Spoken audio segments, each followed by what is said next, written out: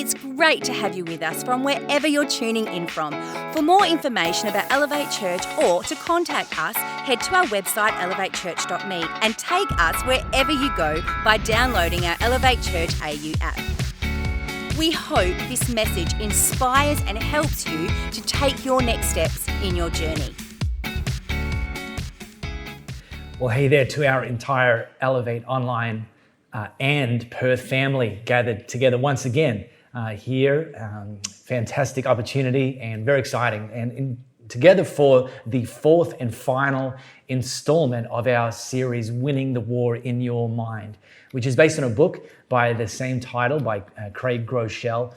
And it's just been incredibly encouraging, the amount of positive feedback that we've been getting, that just how helpful this series has been so far for people. So now, given this is the fourth week, if you missed any of the first 3 weeks, you can go back and watch that.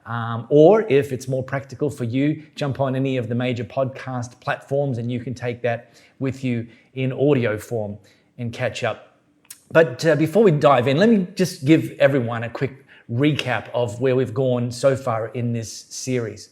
Week 1, we launched talking about the rerouting principle. This idea that our brains are made up of a series of neural pathways, kind of like streets and freeways and highways that go in different directions and intersect.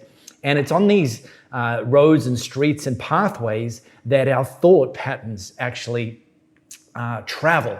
And over time, the neural pathways become more and more entrenched. They become more and more the default thought pattern. And look, this cuts both ways. That can be incredibly powerful if the thought patterns that we've cultivated are actually taking us in the direction that God wants us to go. On the flip side, it can be incredibly destructive if our thought patterns, the ones we've developed over time, are taking us in a direction that God doesn't want us to go. And so we shared that the good news is that not only is it vital to reroute your neural pathways, it's actually possible to reroute your neural pathways. In fact, something I didn't share at the time is that for decades, neurologists thought that our brains finished developing when we were in adolescence. And if you're anything like me, I am glad that's not true. I'm glad that I don't think at the level I thought when I was 15 years old. And so this idea of is called neural plasticity, that our brain can be reshaped and transformed and our thought patterns can be rerouted. The second week, I talked about the replacement principle, that the devil wants to compete for it's a turf war. He wants to compete for this real estate between our ears. And he speaks lies and accusations and drops suggestions that are very much less than God's best. And so rather than buy into them, rather than those lies starting to take hold and occupying the real estate, we need to cultivate the replacement principle, cultivate the habit of replacing the devil's lie with God's truth. And this works in tandem with the rerouting principle. And then last week, our teaching team member, our good friend Steve Hall, talked about the reframing principle, that one of the ways we can actually move forward in the direction God wants us to with our thoughts and arrive at the destination that God would have for us is by learning to actually look at our circumstances through a better lens, reframe things, and ask, God, where are you in this? What do you want me to see in this? What are you showing me in this? And our mental health and our thought patterns can really turn around as a result of that.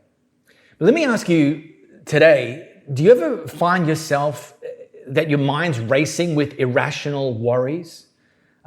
Maybe you are kind of paralyzed by anxious thoughts about what might be about to go wrong in a certain situation. Or maybe you've just got runaway fears that consume your mind, that you just are stuck on this worst case scenario that may or may not happen for you.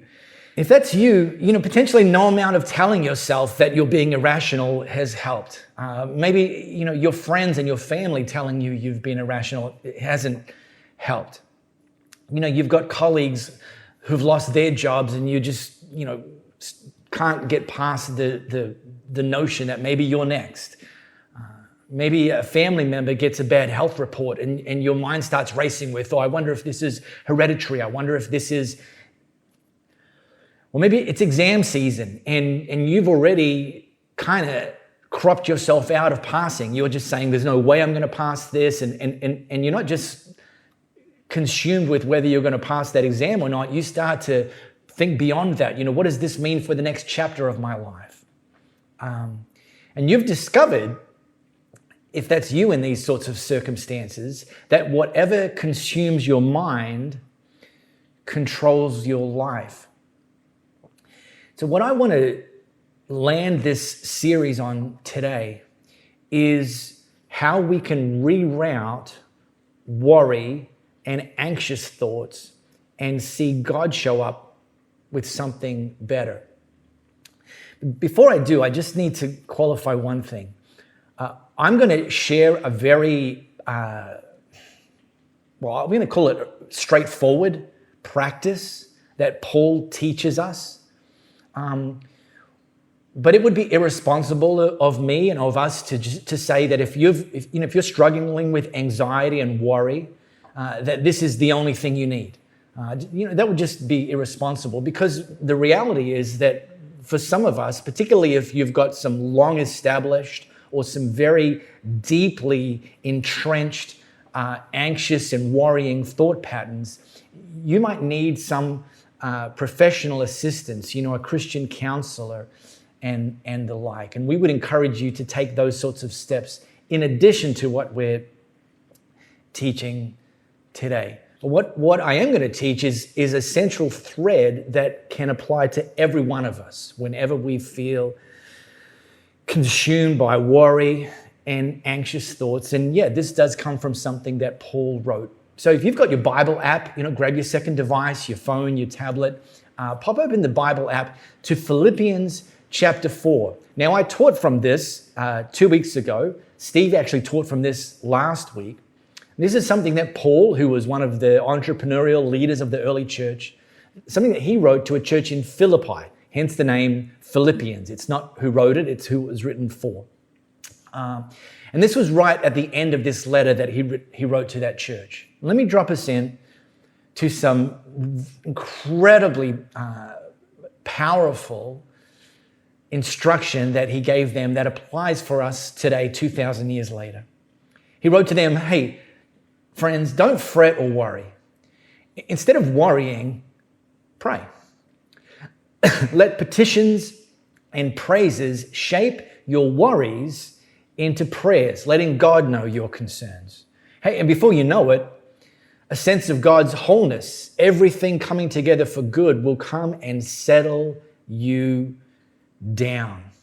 It's wonderful what happens when Christ displaces worry at the center of your life.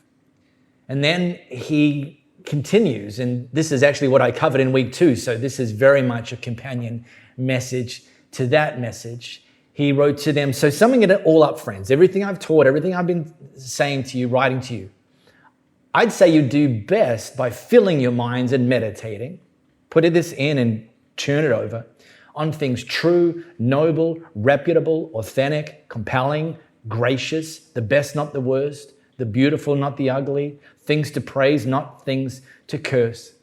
Put into practice what you learned from me, what you heard and saw and realized, and do that, and God, who makes everything work together, will work you into his most excellent harmonies. So right at the top, Paul drops his pro tip. Don't fret or worry. Instead of worrying, pray. And at face value, you could read that and say, well, it's easy for you to, say that, Paul. What do you know about anxiety and worry? Until you realize that Paul was writing this letter from inside a Roman prison. He'd actually been put in prison for sharing about Jesus.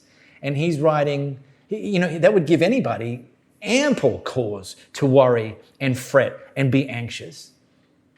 But instead, Paul instructs the church, instructs you and I, in circumstances that are less than ideal, in circumstances that are worse than you expected, in circumstances that have you worrying about a potential worst case scenario ahead. Don't worry or fret. Instead, pray. Let petitions and praises shape your worries. He didn't say deny your worries, but let petitions and praises shape your worries into prayers, letting God know your concerns. There's a cue, there's a clue, there's a trigger. When you're feeling anxious, when you're starting to worry, let that be the cue to pray about that very thing. God, I'm anxious about this. God, I'm worrying about this. God, I can't, at this moment, get past this. And then Paul comes with the promise. This is one of those, if you do this, God will do that. And the that is always better. Before you know it, a sense of God's wholeness, everything coming together for good, will come and settle you down. That's great. It's wonderful what happens when Christ displaces worry at the center of your life. That's actually the title of the message today, Displacing Worry. And if that's true, if when we do this, instead of worrying, pray, that Jesus will displace worry at the center of our life and replace it with peace. If that's true, and I'm inclined to believe it is, then that is a total game changer. We're not even responsible for the outcome. God says He'll do that. All we're responsible for is when we're triggered with worry and anxiety and we're fretting about stuff, if we, instead of continuing down that pathway, if we choose in that moment instead to pray, God says He will take care of the outcome, displace worry, and replace it with peace. Now, let me take you on a little bit of Brain 101. Inside our brains, we've got this very small piece, kind of like the size of an almond in our head, called the amygdala. Now, the amygdala is the portion of the brain that's responsible for survival. It takes the role of protecting us. Whenever we feel a fight or flight response coming on, that's because our amygdala has been activated. It sends you a message. You're in trouble. You got to do something about this, and it's incredibly powerful. Releases some adrenaline and causes us to do those things, fight or flight. I remember a few years ago, I was out running and jogging, running. And suddenly from behind, this dog kind of jumped on the back of my legs. I didn't see it coming, it came from behind. And it scared me in that moment. And I was like, I had a few adult words to say to the owner. It's not the dog's fault. It's, the owner not doing the right thing. And I was getting wild. And so I had this kind of shock from the dog, this kind of anger towards the owner.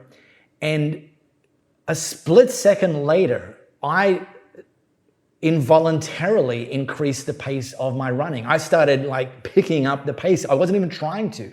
And what that was, it was this surge of adrenaline that was coursing through my body that had been released by my amygdala trying to protect me, thinking that the dog was a threat and telling my brain to tell the rest of my body, hey, you're in trouble. And look, the fight or flight response is very important. It literally has been responsible for our survival as a species for thousands of years. Without it, we're just sitting ducks. But when the response of our amygdala being triggered goes beyond God's intention, that's when we start to get into things like anxiety and things like panic, and that kind of thermometer rises. And neurologists call this an amygdala hijack, that in that moment, our amygdala is kind of running the show, and things start to get irrational. Things start to get out of control. The amygdala is taken over. And there's another part of our brain called the prefrontal cortex, and our prefrontal cortex is responsible for logic and reason. And our prefrontal cortex starts to yell when it senses an amygdala hijack. Hey, no, don't go there. And our amygdala is doing the sinister, baddie laugh and saying, no, I'm in charge here. There's nothing you can do about it. And if allowed to continue, both in that moment and as our default response when those sorts of circumstances come up again, the amygdala hijack becomes the new normal. And that's when things like panic attacks and so on start to recur. Paul said, no, don't fret or worry. Don't let your amygdala hijack the show. Instead of worrying, pray. Let petitions and praises shape your worries into prayers, letting God know your concerns. So, this amygdala hijack, that's the cue, that's the clue, that's the trigger, not the trigger for panic, it's the trigger for prayer. If we choose to, if we develop that habit, that response, we have to choose to. Before you know it, a sense of God's wholeness, everything coming together for good, will come and settle you down. It's wonderful what happens when Christ displaces worry at the center of your life. So this is Paul's big idea, that prayer shouldn't be our last line of defense after the amygdala hijack's already taken place. It actually should be our first line of offense before things even get to that place. So I'm not sure if you're aware of this. There's a field of study called neurotheology, and it's the study of the interplay between our minds and a belief in God. And researchers in this area have discovered that not only does prayer move the heart of God, prayer also changes the chemistry in our brain. Amazing. And one of the leaders in this space is Dr. Caroline Leaf, and she's certainly my go-to in this space as well. And I want to make sure you have access to this. She has a podcast, I think it's weekly, called Cleaning Up the Mental Mess with Dr. Caroline Leaf. And I would strongly encourage you to add that to your podcast rotation. She's also written a number of books, one of which is called Switch on Your Brain. And in that book, she cites this. It has been found that 12 minutes of daily focused prayer over an 8-week period can change the brain to such an extent that it can be measured on a brain scan. Worrying and anxiety harms our brain, and neurotheology is discovering that prayer has the ability to heal our brain. For me, I think probably the number one thing that I find myself getting anxious and worrying about is the role I have and the enormous responsibility I have leading Elevate Church. Asking myself things like, are we doing the right things? Is there things that we're doing that we need to stop or do differently? Am I leading to the best of my capacity? And so on. And now, some of those questions are critical. They're evaluation type questions. They're analytical type questions. And at a certain level, they're vital. The problem is when those sorts of questions, those sorts of analytical questions, those sorts of evaluation questions start to venture into territory that's beyond our control.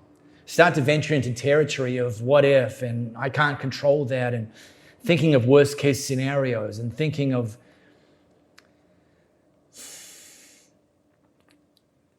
So Craig Rochelle has some pro tips for me in that situation, some pro tips for you when you find yourself in those situations, fretting and worrying and being anxious about things that you can't control.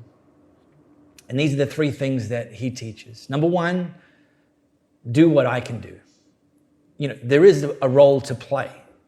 If you're wanting to pass your exam, you need to study, don't just pray. If you want to turn your health around, you need to pay attention to what you're eating and how much you're moving, not just pray.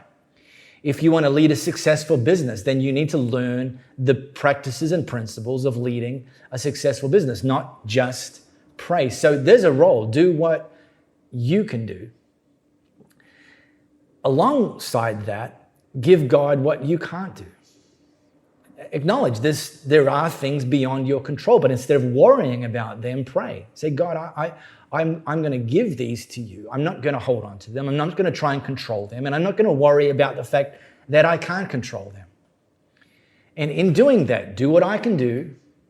Give God what I can't do. I am also going to trust God no matter what. Now, in a moment, we're going to hand back to Red Rocks Worship. Just phenomenal crew. And what I want to invite you to do as they lead us in one more song, if you are somebody who has gotten stuck or are stuck with worry and fretting and anxious thoughts about something, during these next 5 minutes, while Red Rocks are leading us, I want to invite you to pray. On your couch, wherever it is, you and God, in that moment, pray. And pray a simple prayer. God, this thing I've been worrying about, I'm going to continue to do what I can do. And I'm going to give you what I can't do. I'm going to hand that over to you right now. I'm going to commit that to you right now. And I'm going to trust you are going to do what only you can do. And I invite into my heart and my mind right now that peace that you promise to deliver as you displace worry in my heart and in my mind. We really hope you got a lot out of this message. If you live in the Perth area, we'd love for you to join one of our live experiences. For times and directions, as well as information, head to our website, elevatechurch.me. For those of you beyond the Perth area, we'd love for you to connect with our online experience, which premieres every Sunday via YouTube and Facebook Live, and on demand immediately after. And to partner with us to reach more people by giving financially, head to our website, elevatechurch.me, and also download our Elevate Church AU app.